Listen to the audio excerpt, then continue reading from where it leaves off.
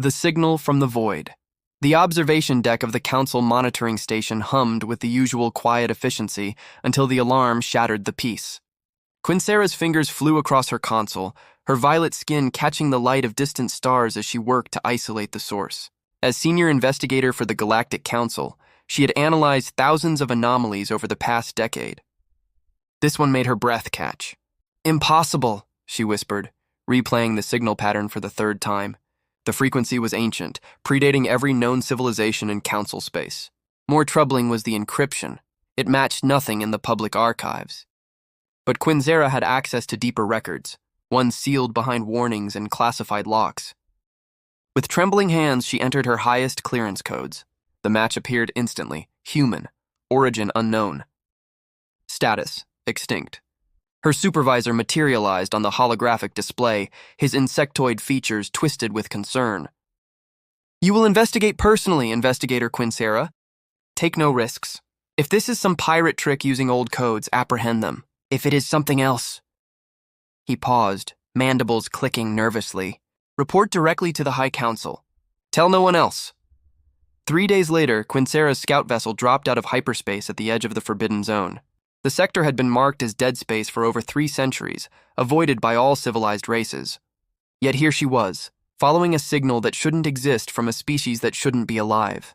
Her sensors detected it immediately, a massive structure hidden in the shadow of a dying red giant. Not a derelict, not a ruin, active, powered, alive. The ship was unlike anything she'd seen. Brutal angles and reinforced plating, every surface designed for function over beauty. Weapon ports lined its hull like rows of teeth. And emblazoned across its bow in letters that seemed to burn with defiance, Ewan's Starfall.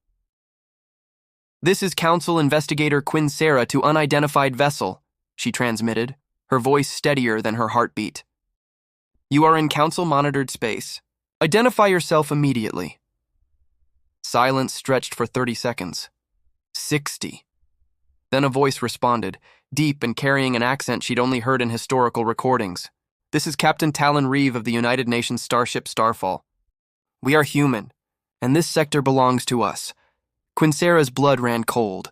Humans, the nightmare of every council elder, the species that had been systematically erased from history because they refused to kneel, refused to accept their place in the galactic order. They were supposed to be extinct. The record said Earth had been sterilized, rendered uninhabitable, all colonies hunted down and eliminated. "That's not possible," she said. "Humanity was declared extinct 273 years ago." "Declared," the voice said with bitter amusement. "Not made. There's a difference, Investigator." Before she could respond, her proximity alarm screamed. Ships materialized around her, dozens of them, emerging from the solar wind and radiation that had concealed them. All human design, all very much functional. "Do not be alarmed," Captain Reeve said. "But you will board the Starfall.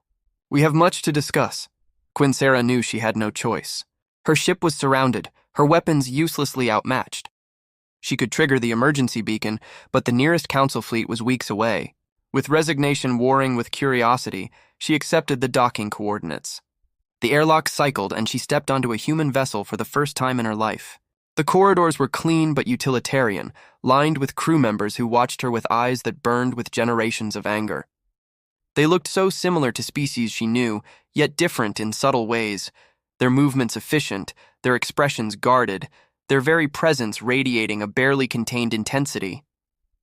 Captain Talon Reeve waited in the command center.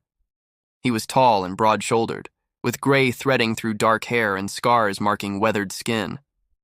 His eyes held the weight of someone who'd seen too much, survived too much. But when he looked at her, there was no hatred, only a cold, calculating assessment. "Welcome aboard, Investigator.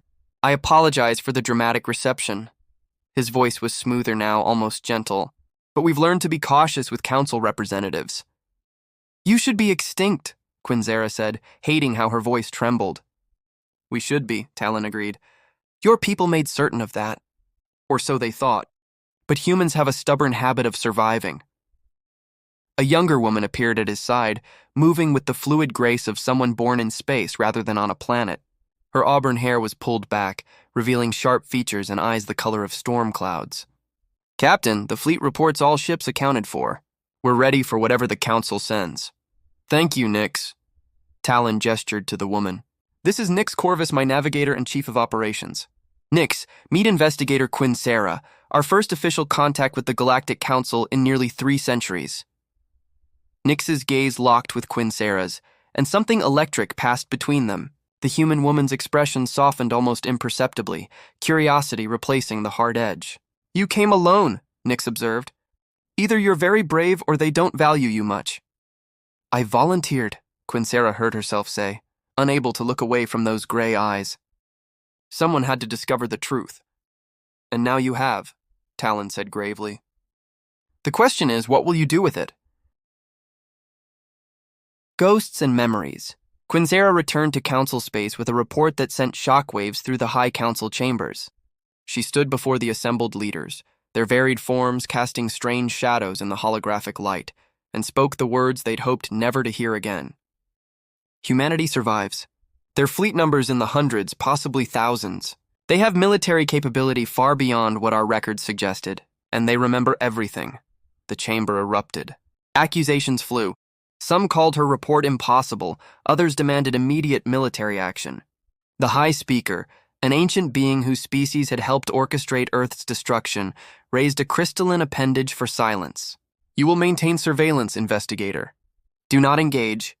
Report their movements. We will decide how to proceed. His voice carried an undercurrent of fear that chilled her. And Quincera, speak of this to no one outside this council. The galaxy is not ready for this truth. But secrets have a way of slipping through fingers, especially when hearts are conflicted. Back aboard her scout vessel, positioned at the edge of the Forbidden Zone, Quincera found herself doing something that could be considered treason. She opened a secure channel on the frequency the Starfall had provided, one the Council couldn't monitor. This is Investigator Quincera, she transmitted into the void. I need to understand. Help me understand. The response came 12 hours later, not from Captain Reeve, but from Nix Corvus. Meet me, coordinates attached. Come alone. The rendezvous point was a barren moon orbiting a gas giant, far from any patrol routes. Quincera's hands shook as she brought her ship down near a small human shuttle. This was madness. She was betraying her oath, her people, everything she'd built her life upon. Nix waited outside, standing in the thin atmosphere with only a light breathing unit.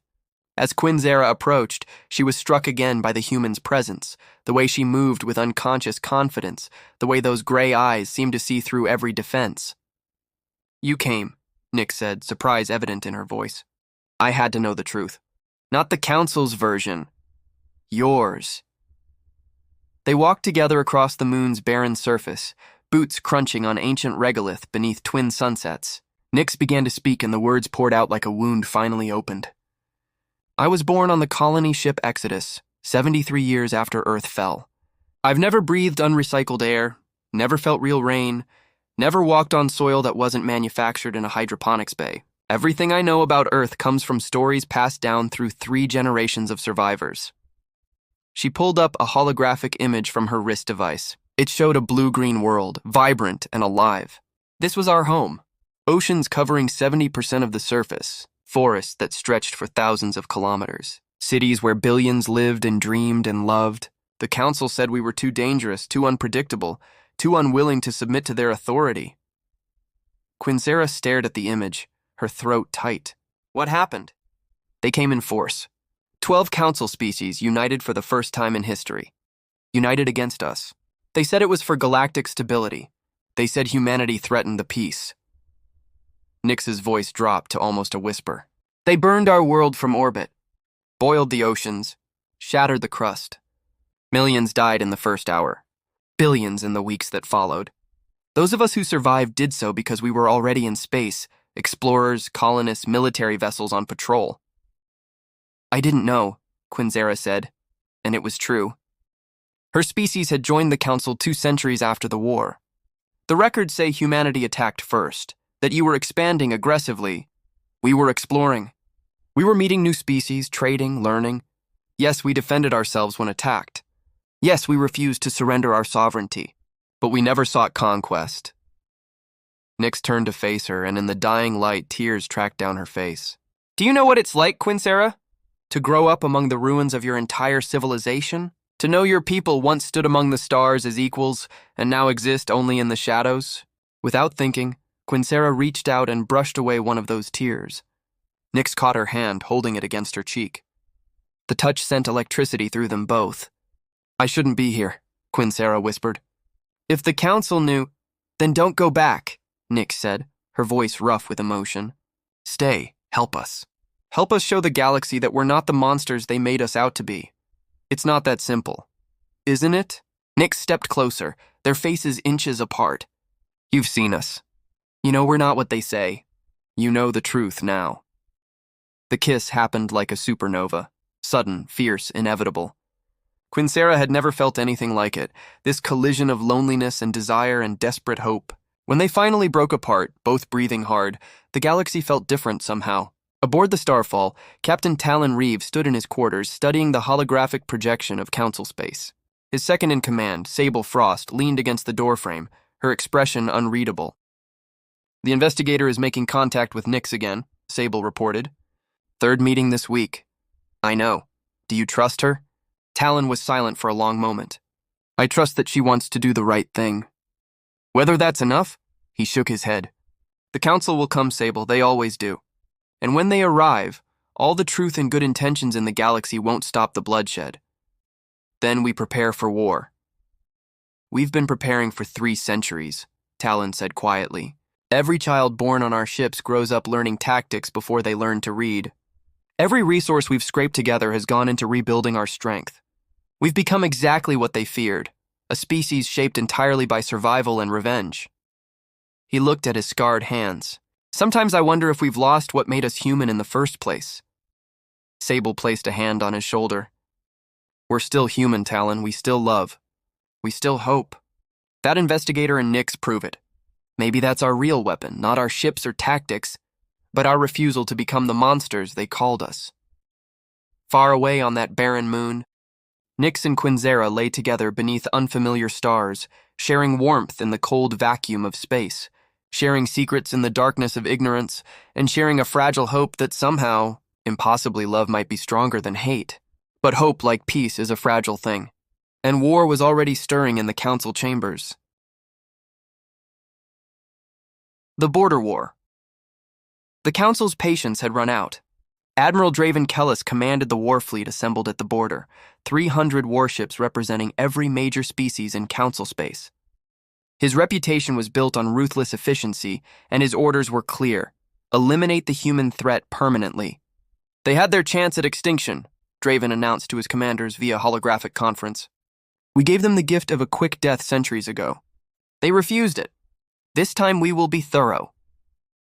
The fleet moved as one massive wave toward the coordinates where human signals had been detected. Their approach was meant to be overwhelming, undeniable, a demonstration of the Council's absolute power. They expected to find scattered survivors clinging to ancient ships. What they found instead was a battlefield of humanity's choosing. The red giant star system of Helion's Grave had been uninhabited for millennia, its planets reduced to scorched rocks circling a dying sun. The human fleet waited there, positioned among the stellar debris and radiation storms that would scramble sensors and disrupt targeting systems. Aboard the Starfall, Captain Talon Reeve watched the Council Armada approach with cold calculation. Around him, his command crew worked in disciplined silence. Sable Frost coordinated with the other human vessels, her fingers dancing across tactical displays. They're broadcasting surrender demands, Nyx reported from her station. Her voice was steady, professional, but Talon caught the way her eyes flickered to a secondary screen, one showing a secured channel to Quincera's ship. Let them talk, Talon said. Sable, what's our status? All ships ready. Traps are set. They're coming in exactly as we predicted, overconfident and bunched together. They think their numbers will overwhelm us. Numbers? Talon murmured. The Council has always believed numbers were everything. They never understood that warfare isn't mathematics. It's will. The Council fleet entered the system in formation, weapons powered and shields at maximum. Admiral Draven's flagship, a massive dreadnought called the Celestial Justice, led the advance. His voice boomed across all frequencies. Human vessels, this is your final warning. Power down your ships and prepare to be boarded. Resistance will result in total annihilation. Talon opened a channel. Admiral Kellis. You're trespassing in human territory. Leave now and no blood needs to be spilled. Draven's laughter crackled through the speakers. Human territory? You have no territory. You have no rights. You are extinct and you don't even know it yet. Then let us educate you, Talon said quietly, and cut the channel. The trap sprang with perfect timing. Hidden human ships emerged from the radiation storms, their stealth systems powered down to reveal dozens of vessels where the Council had detected only a handful. Simultaneously, the debris scattered throughout the system activated. Automated weapon platforms disguised as wreckage, each one targeting Council ships with precision strikes. The Council fleet, bunched together for a show of force, became a clustered target. Human ships darted between the larger vessels, too close for the Council's heavy weapons to track without risking friendly fire. It was chaos, beautiful and terrible, exactly as Talon had planned. All ships execute Pattern Omega, Sable commanded. The human fleet moved as one organism, weaving through the Council formation like a blade through silk. Aboard Quincera's scout ship, positioned at the edge of the battlefield per her surveillance orders, she watched the slaughter with growing horror. The Council ships were being torn apart, not through superior firepower, but through tactics that turned every advantage into a disadvantage. She knew she should be reporting this, should be feeding intelligence to the Council fleet. Instead, she opened the secured channel to Nyx. The Admiral is routing reinforcements through Sector 7, she transmitted, her voice shaking. He's planning to flank your position in 12 minutes. There was silence on the other end. Then Nyx's voice, tight with emotion. You just committed treason. I know. Nyx, I can't watch this. I can't be part of... An explosion bloomed on her view screen as a Council cruiser split apart. There has to be another way. Not today, Nyx said. But Quinn... Thank you. For choosing us. For choosing... She didn't finish the sentence, but she didn't need to. Admiral Draven, realizing his fleet was being decimated, made a desperate choice. All ships, focus fire on that human flagship. Overwhelm their shields. I want that ship destroyed. Every Council vessel still functional turned its weapons toward the Starfall. The barrage was incredible, enough firepower to vaporize a small moon. The human flagship's shields flared, buckled, and began to fail. Evasive maneuvers, Talon ordered, his voice calm even as the ship shuddered around them. Sable, get those shields back up. Nyx, I'm here, Nyx said, her hands flying across her console. Captain, I'm detecting a Council scout ship breaking formation. It's transmitting. Emergency codes. They're abandoning ship. On her view screen, Nyx watched as Quincera's vessel took direct hits from friendly fire. The Council fleet, too, caught up in their assault to recognize one of their own. The small ship spun out of control, atmosphere venting, engines dead. No, Nyx breathed. Without thinking, she was on her feet. Captain, permission to... Granted. Take a shuttle. Sable has the con. Talon met her eyes. Bring her back. Nyx ran through the corridors as the Starfall shook from repeated impacts. The shuttle bay was chaos, crew scrambling to repair damage, fires being extinguished by emergency systems. She launched without clearance, pushing the small craft's engines to their limits. Quincera's ship was breaking apart. Through the viewport, Nyx could see the alien woman still strapped into her command chair, struggling with emergency systems that wouldn't respond. Their eyes met across the void, and in that moment, all the war and politics and history fell away. The shuttle's docking clamps locked onto the dying vessel just as its reactor went critical. Nyx overrode the airlock manually, her suit's atmosphere screaming warnings. She found Quincera trying to crawl toward the escape pods, injured and disoriented. I've got you, Nyx said, lifting her with adrenaline-fueled strength. I've got you. They made it to the shuttle with seconds to spare. Behind them, Quincera's ship exploded in a bloom of white fire. Nyx held the other woman close as they rocketed back toward the Starfall, feeling her trembling, feeling the heat of her breath through their suits. You came for me, Quincera whispered. Always, Nyx said fiercely. I will always come for you. The battle raged around them, but in that small shuttle, two hearts beat as one, a human and an alien. Enemies by law, lovers by choice, symbols of a future that might yet be possible if anyone survived to see it. The Council's fear. The Council chamber had never known such chaos. Representatives from hundreds of species shouted over each other, their voices creating a cacophony of fear and anger. The Warfleet, their great armada, had been shattered. Only a third of the ships had limped home, and their reports painted a terrifying picture of human tactical superiority. The high speaker struck his crystalline staff against the floor repeatedly, the sharp sound finally cutting through the noise. "Order! We must have order!" But order was the last thing anyone wanted. In the upper galleries, an ancient figure stirred. Elder Morphix had sat in council chambers for over 5 centuries, representing one of the founding species. He rarely spoke, but when he did, even the high speaker listened. "Enough," Morphix said, his voice soft but carrying undeniable authority. "You want to know why we lost? I will tell you. Because we are fighting against truth with lies, and lies always crumble." The chamber fell silent. Morphix descended from his seat, his aged form moving with surprising grace. 300 years ago, I was a young officer in the fleet that destroyed Earth. I have carried that burden every day since. Now you demand to know how to defeat the humans, and I say you cannot. Because we created them. What are you saying? The high speaker demanded. Humanity was peaceful. Yes, they were expanding. Yes, they were strong. But they never threatened us. We destroyed them because they refused to bow, refused to accept our authority without question. We burned their world not for safety, but for pride. Morphix's eyes swept the chamber. And in doing so, we forged them into exactly what we feared. We made them survivors, warriors, legends. Every child born on those refugee ships grew up knowing only struggle and loss. We gave them purpose to survive us. And they have. A younger representative stood, her voice shaking. Then what do we do? Sue for peace? After everything? I don't know, Morphix admitted. But I know this, we cannot win through force. We already tried that once, and all we accomplished was creating our own nightmare.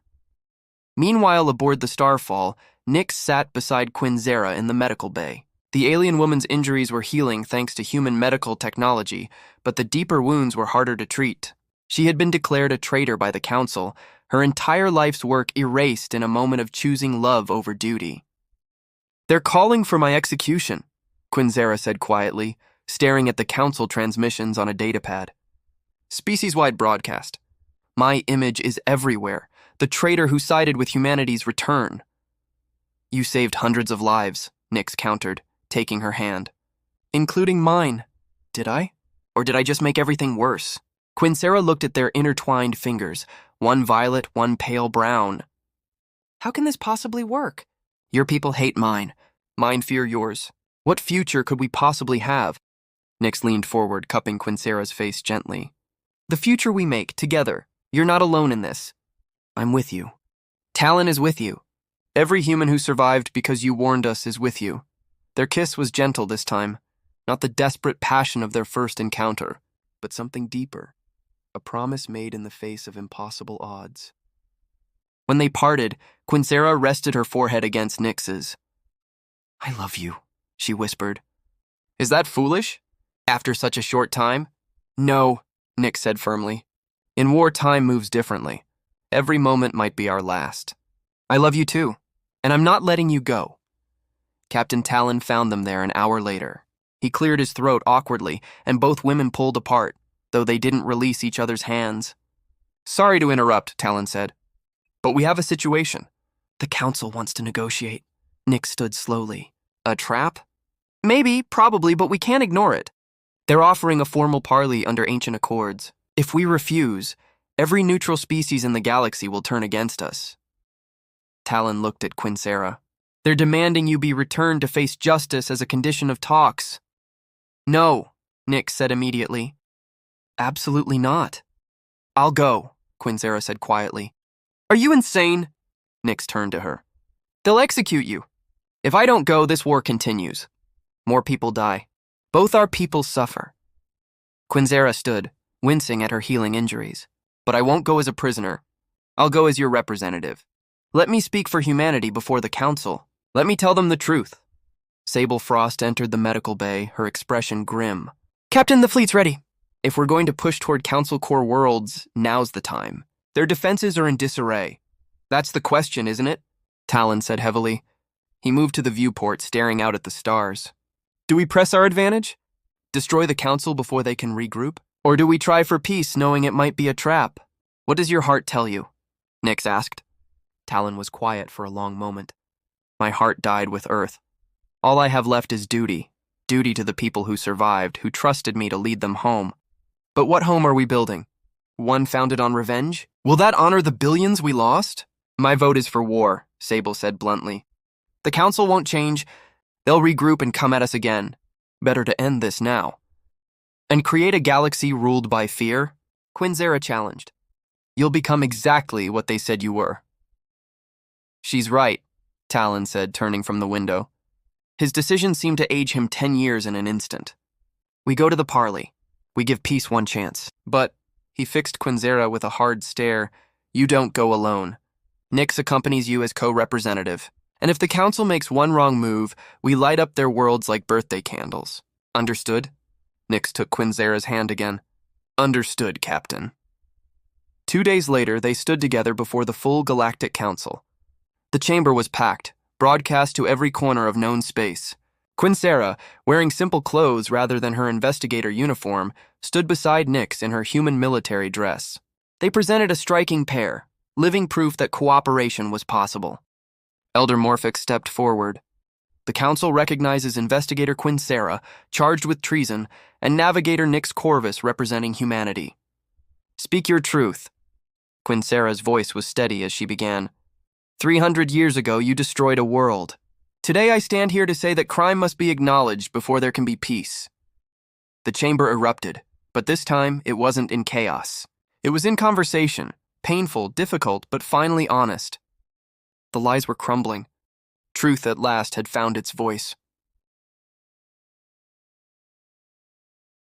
A new dawn.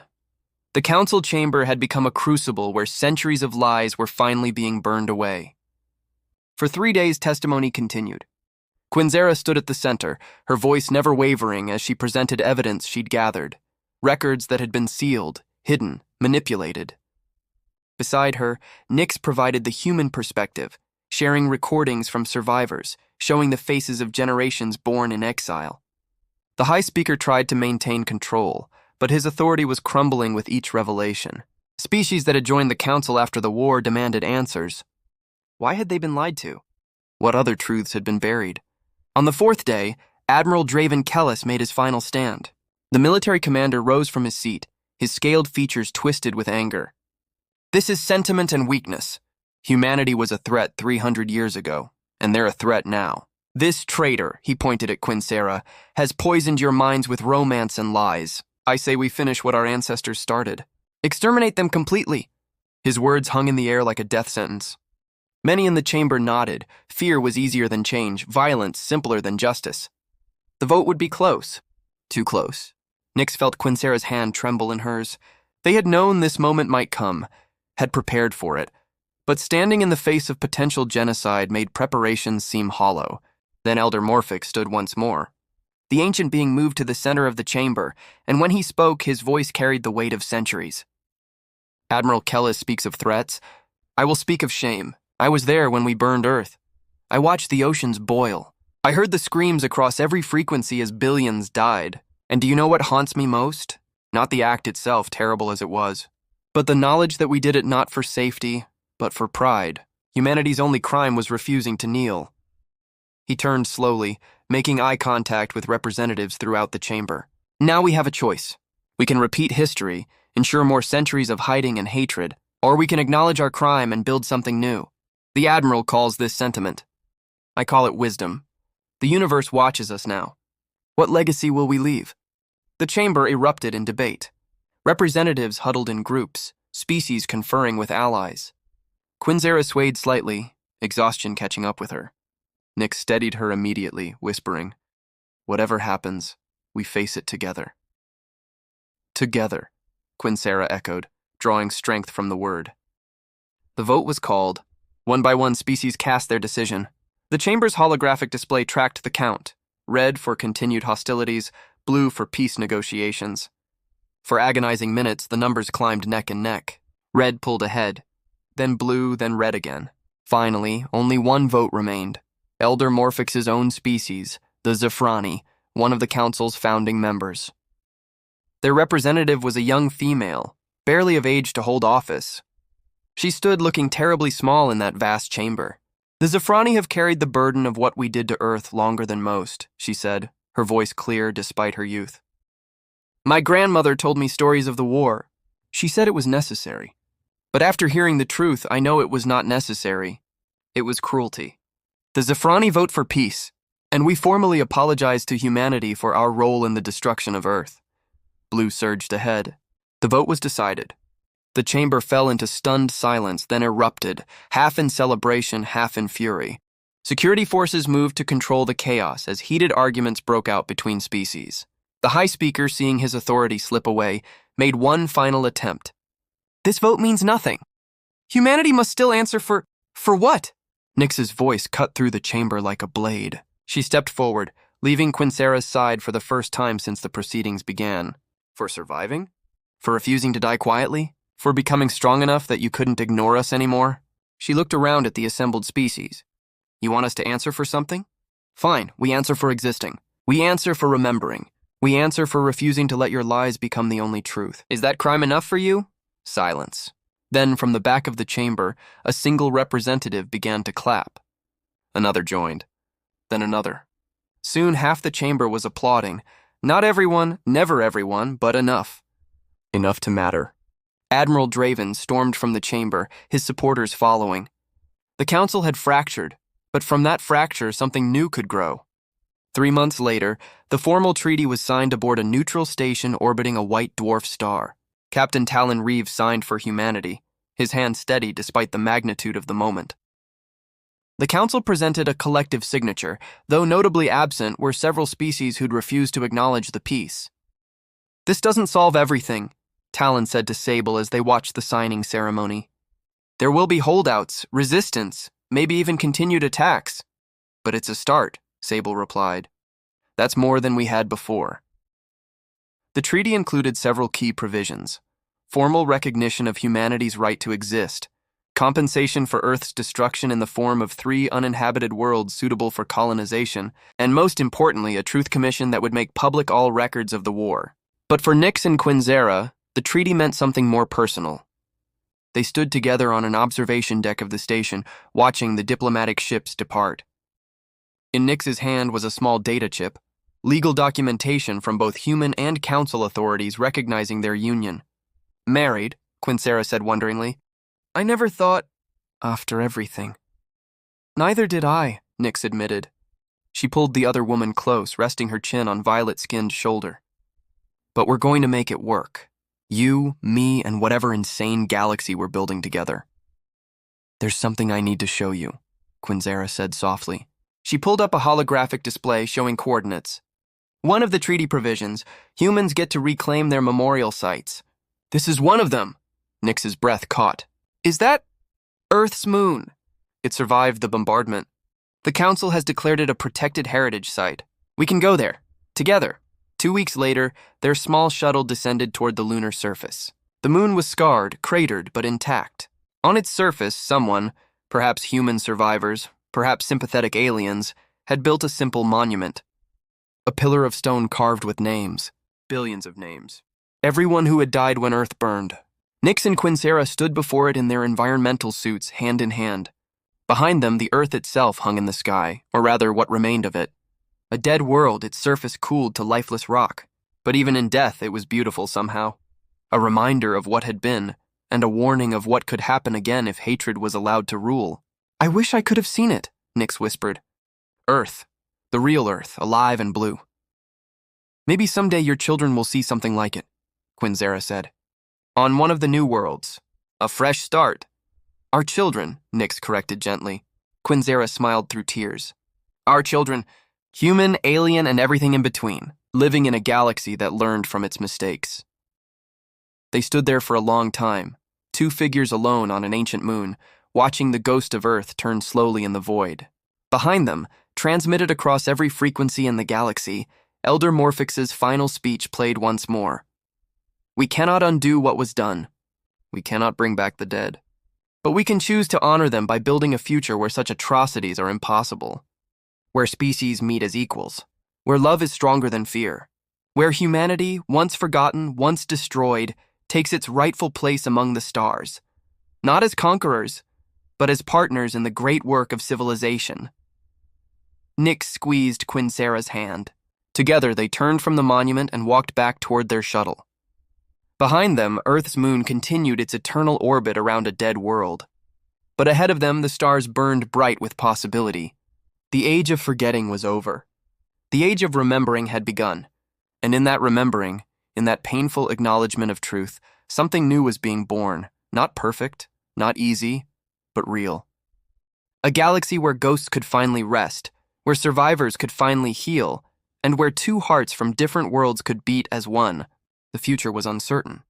It always would be. But for the first time in 3 centuries, humanity had a future at all. And that, Nyx thought as she guided their shuttle toward the stars, was enough. More than enough. It was everything.